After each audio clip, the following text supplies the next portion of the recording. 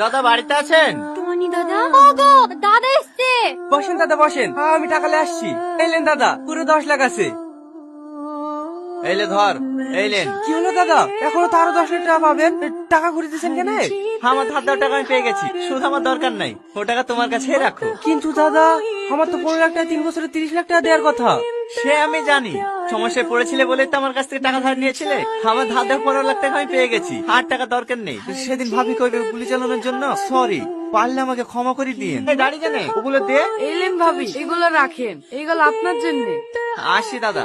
ভাবে চলে গেলে হয়? এতগুলো ফল নিয়ে এসছেন, একটু বসেন, এক কাপ চা করে দিই। না না থাক ভাবি, আগে আপনি সুস্থ হন, অন্যদিন এসে খাবো।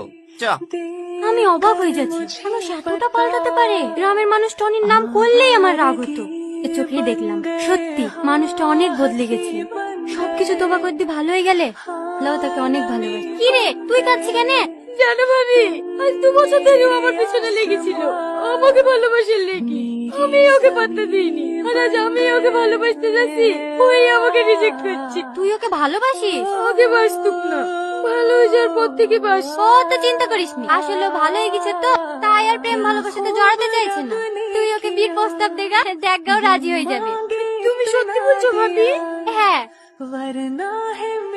শাহিন শাহিন, আমাদের বিয়ের পাওয়ার কথা হয়ে গেল।